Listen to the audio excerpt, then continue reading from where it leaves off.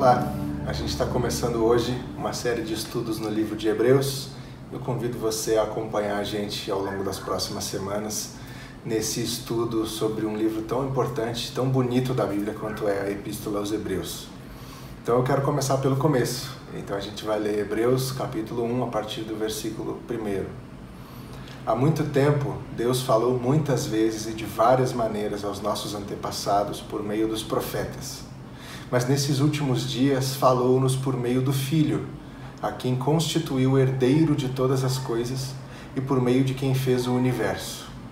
O Filho é o resplendor da glória de Deus e a expressão exata do seu ser, sustentando todas as coisas por sua palavra poderosa. Depois de ter realizado a purificação dos pecados, ele se assentou à direita da majestade nas alturas, tornando-se tão superior aos anjos quanto o nome que herdou é superior ao deles. Veja, quando a gente estuda um texto bíblico, é muito importante a gente entender algumas coisas dele. Para quem ele foi escrito, por quem ele foi escrito, quando ele foi escrito, qual era o contexto em que ele foi escrito.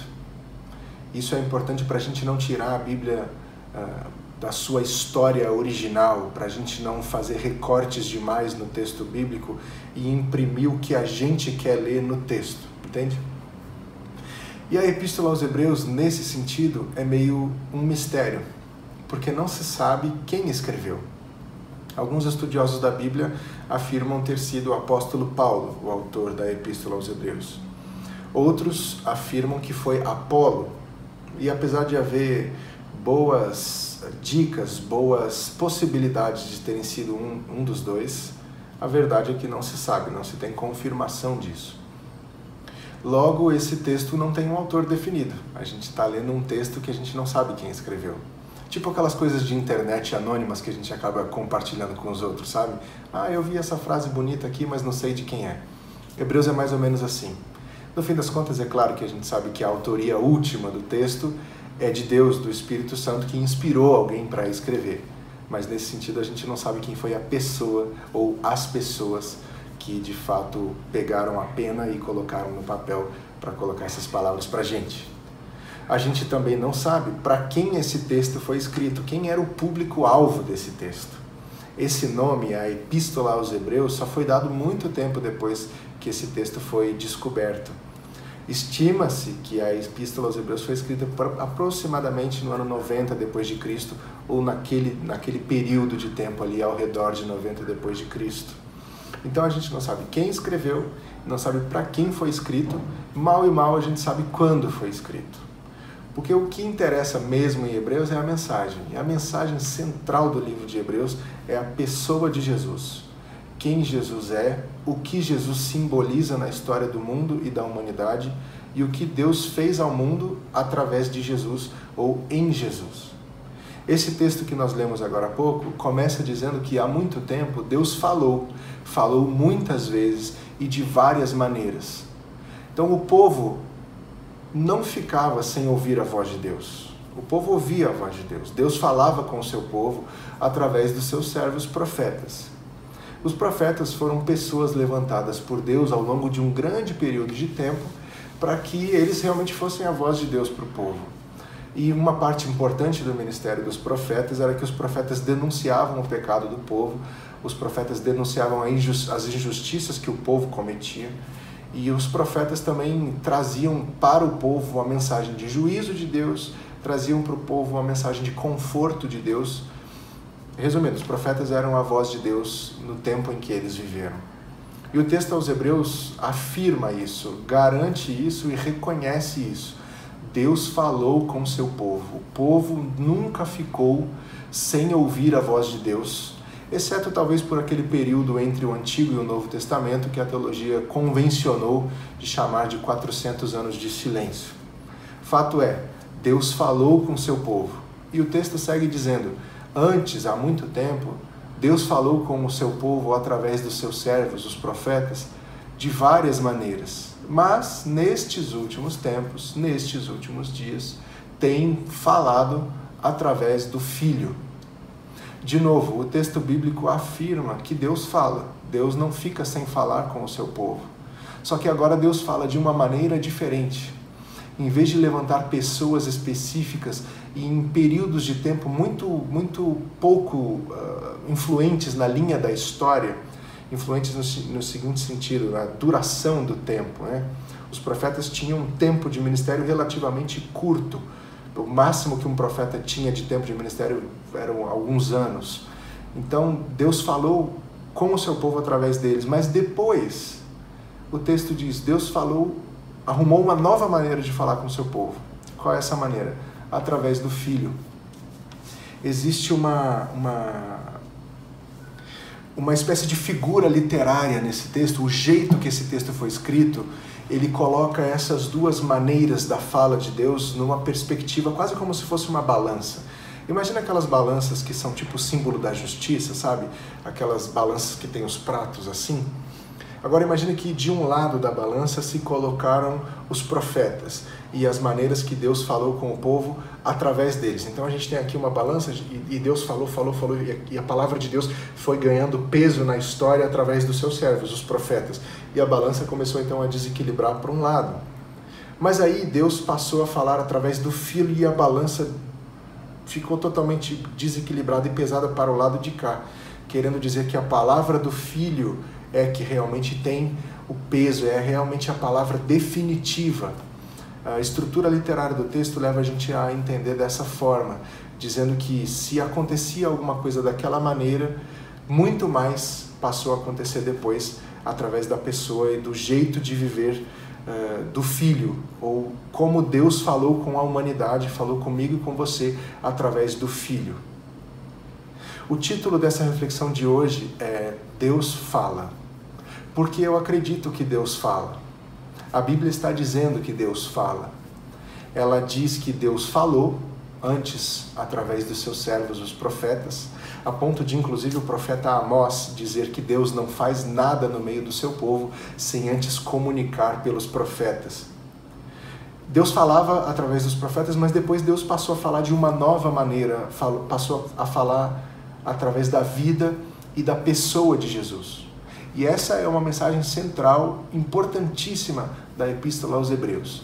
Quem Jesus é e o que ele veio fazer entre nós e qual foi de fato o seu ministério e a dinâmica do papel de Jesus na vida do homem, da humanidade. A gente precisa ter em mente que Jesus não está fisicamente entre nós do jeito que a gente gostaria, do tipo a gente conseguir apontar para alguém e dizer aquele ali é Jesus e as pessoas passariam a seguir uma pessoa. É isso que acontece mais ou menos na série Messiah, que a gente está usando como referência em alguns pensamentos. Essa série mostra um homem que surge lá no meio da Palestina e começa a causar um certo tumulto no meio da multidão por falar de um jeito que remete muito a textos sagrados e é uma figura sagrada e divina. E ele começa a arrebatar seguidores por onde ele passa. Hoje a gente não tem um Jesus assim como foi na época da Bíblia. A gente tem Jesus habitando à direita de Deus, como diz esse texto. Ele foi habitar ao lado da majestade, à direita da majestade nas alturas. Agora, isso não quer dizer que ele não fale com a gente, que ele não esteja com a gente no nosso dia a dia e na nossa vida. Porque Deus fala, e o texto deixa claro que Deus fala. Deus fala através de Jesus e comunica coisas para nós através de Jesus. Antes de pensarmos o que Deus fala para a gente através de Jesus, eu tenho uma pergunta para você. E a minha pergunta é, que tipo de vozes nós estamos nos acostumando a ouvir? Veja, a Bíblia diz que Deus fala. E a gente deveria ter ouvidos sensíveis à voz de Deus. A gente deveria ter ouvidos prontos, preparados para ouvir a voz de Deus, para identificar a voz de Deus. Como diz lá no Evangelho de João, as minhas ovelhas ouvem a minha voz e a reconhecem. A gente devia estar um pouquinho mais treinado nesse sentido. Então, que vozes nós estamos ouvindo se não a voz de Deus? Tem muitas vozes nesse mundo e a gente dá ouvido a muitas vozes. Pessoas falando todo tipo de coisa ao nosso redor, dando palpite no jeito que a gente vive a nossa vida, dando opinião sobre como a gente conduz as nossas coisas, as coisas que a gente assiste, as coisas que a gente lê, as coisas que a gente ouve, tentando colocar a gente num molde religioso que é ensinado ainda hoje, infelizmente, mas as pessoas começam a falar, você tem que fazer isso, você tem que fazer aquilo, você tem que se comportar dessa maneira, você não pode assistir isso, você não pode frequentar determinado lugar. Mas é isso que Jesus está falando com a gente? É isso que Deus está falando com a gente através de Jesus? Então eu queria convidar você a pensar no que Deus está falando comigo e com você através de Jesus. A primeira coisa que eu penso que Deus está falando com a gente através de Jesus é sobre amor. É o mais óbvio. A Bíblia diz que Deus é amor. O versículo mais conhecido da Bíblia trata de amor, do amor de Deus pela humanidade. João 3,16 diz isso. Deus amou o mundo de tal maneira, com tal intensidade, em um nível tão profundo, que entregou o seu próprio Filho. É amor que Deus comunica através da pessoa de Jesus. Mas não é só amor, apesar de que amor não é pouca coisa, muito pelo contrário. Mas Deus fala através de Jesus sobre perdão. Eu não sei você, mas eu, quando penso nas coisas que acontecem no mundo, vejo alguns noticiários e vejo o que está acontecendo no tempo em que a gente vive, tenho dificuldade em perdoar algumas coisas. Talvez se acontecesse alguma coisa muito séria, muito grave com alguém que eu amo muito, eu tivesse dificuldade de perdoar. Inclusive, esse é um argumento que muita gente usa, né? Quando a gente fala algumas coisas, as pessoas dizem, você só acredita nisso, você só diz isso porque nunca aconteceu com você. Se acontecer com você, ou no dia que acontecer com você, você certamente vai mudar de opinião. Bom, é possível, é realmente possível, porque nós, seres humanos, somos bem incoerentes e inconstantes. Mas se nós formos olhar para a vida de Jesus, nós vamos ver que Jesus não tinha nada de inconstante quando o assunto era perdão. Não tinha nada de incoerente quando o assunto era perdão, porque ele pregava, ele ensinava, ele chegou ao ponto de dizer para os seus discípulos assim, quando agredirem vocês, quando vierem contra vocês, vocês não revidem, vocês deem a outra face. E a gente acha muito bonitinho esse ensino, é um ensino realmente, poxa, legal Jesus, realmente vamos dar outra face. Mas aí quando chega na gente, quando chega na hora da gente dar outra face, a gente pensa assim, não, mas isso aí não tem condição de dar outra face. Eu sou cristão, mas eu não sou bobo, eu não posso tolerar uma coisa dessas. Eu já pensei assim, você provavelmente já pensou assim. Tem coisas que chegam à nossa porta que a gente diz, isso aqui não dá para perdoar. Conversando com os discípulos, Jesus certa vez disse isso, quando acontecer alguma coisa, quando fizerem coisas contra vocês, perdoem. E aí eles perguntaram, mas perdoar quanto? Qual é a medida do perdão? E aí Jesus diz, perdoem sem medida, vai perdoando aí. E aí ele joga um número lá, 70 vezes 7, é um número, não é para você fazer conta e ficar riscando no seu papelzinho, ok, já perdoei 490 vezes, agora não preciso perdoar mais. Não é isso, é justamente para tirar o número da linha do horizonte e só perdoar, como ele ensinou a gente a perdoar. E eu acredito que se Jesus tivesse ouvido algo do tipo, você só está falando isso porque nunca aconteceu contigo, na hora que acontecer contigo eu quero ver como você vai se comportar. Bom, a resposta de Jesus veio na cruz, ele estava já crucificado.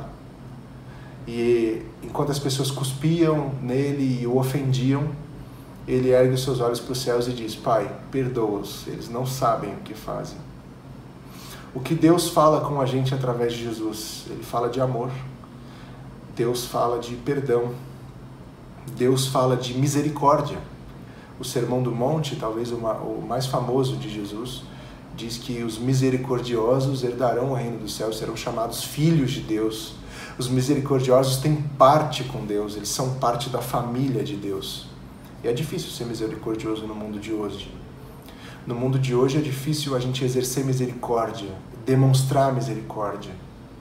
É muito mais simples julgar, é muito mais simples ofender, é muito mais simples bloquear das nossas redes e tirar aquilo da nossa frente do que demonstrar misericórdia. Deus fala com a gente, através de Jesus, sobre misericórdia.